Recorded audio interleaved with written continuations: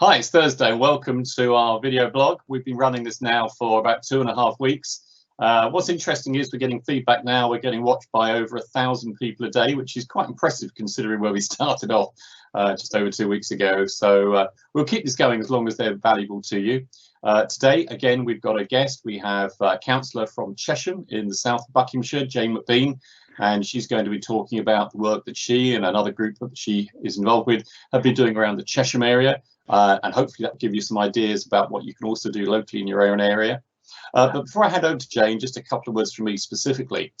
Yesterday I mentioned about the business grants that many small businesses are entitled to. We've written out to about 6,500 firms about this. I was encouraging firms yesterday to check that they've applied. We have now had many thousands of responses to this. And we're working through about 500 responses a day. So we want to try and get that money out to small businesses and medium-sized businesses as quickly as possible. But one word about some scams that are taking place on this. There are some intermediaries who set themselves up and are actually contacting firms saying, look, you know, it's really complicated, really difficult. We can do this for you, but for a fee. Do not get fooled by this. This is a really simple, easy process. These people are just trying to skim a little bit off the top of your money. So don't fall for this, you know, just look online, you can apply for this and you can get all of the government grants entitled to you. So don't fall for that sort of scam. The second thing I wanted to say was I'm getting quite a few questions now about bonfires. There are a number of people complaining that neighbours are carrying out bonfires and asking if the council comes around and stops them doing this. I have to be frank with people, it's not illegal in Buckinghamshire to have a bonfire. But having said that, I'm not encouraging bonfires. I think you have to have a regard to your neighbours. You know, if it's antisocial to do this, particularly during daylight hours and good weather, please take care. Don't do this, particularly if neighbours may be suffering from things like asthma, or they might want to be outside in the garden. So just have regard to your neighbours. Think about what would it be like if it was somebody doing this next to you and you were on the receiving end of it. So please take care. If you're going to have a bonfire, really think about your neighbours and think about the right time to do this rather than just doing it, you know, in the middle of the day or whatever. So please take care of that. And the third thing to say really is, you know, particularly if you have elderly relatives somewhere else in the country, just remember, give them a call, either on the phone if you want to be old-fashioned about these things, or in modern speak, you know, Facebook or WhatsApp people or any other methods like Skype or whatever. It's really valuable, particularly at times like Easter, to keep in touch. So just remember other relatives. It doesn't just have to be parents, but anyone that maybe you haven't been in touch with for a while, just link up with them and give them that call. It really helps in a period of social isolation like we're going through at the moment. So having said that, I'm going to hand over to Jane. And Jane's going to talk to you about some of the great work that she's been doing in the Chesham area for people in her patch. Jane, over to you. Hi, Martin. Thank you very much. It's nice to see you and hear you. So we've got a great history of community involvement in Chesham, and we've got a fantastic community that gets very involved in projects, and so we've had an amazing response to what's going on at the moment locally. So what happened was a local mum set up a Facebook page, Chesham Help for Coronavirus, simply because she wanted to say to people, if you are struggling with something and you need some help, or you just want someone to talk to, share your concerns with us and maybe someone out there can help.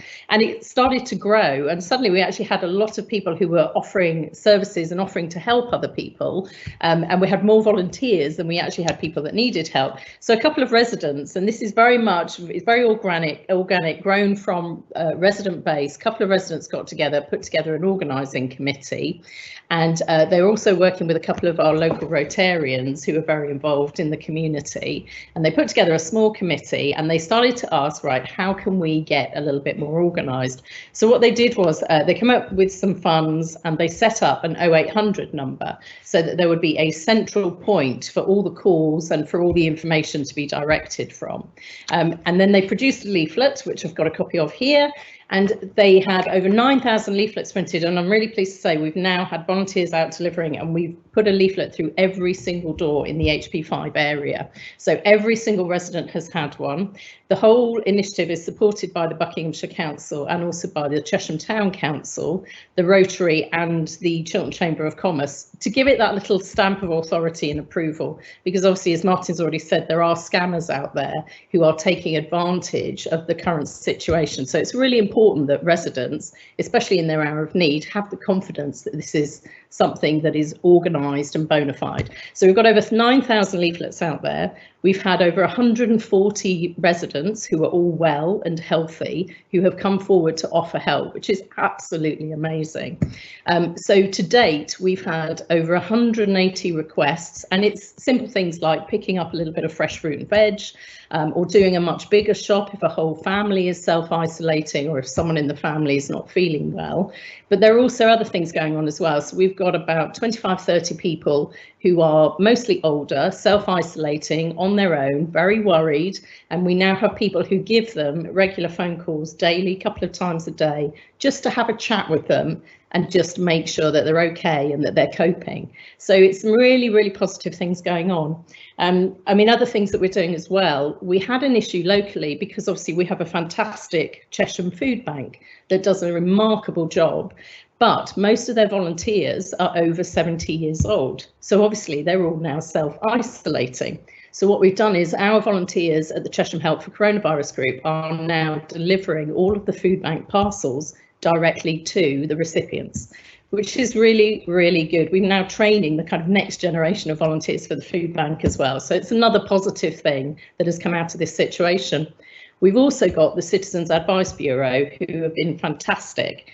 They've got a specific helpline. If you are struggling because times are hard, people are self-employed, or money is not coming through as they expected. So the Citizens Advice Bureau can issue an online voucher for a food bank parcel just to tide you over if you need a little bit of help for a while.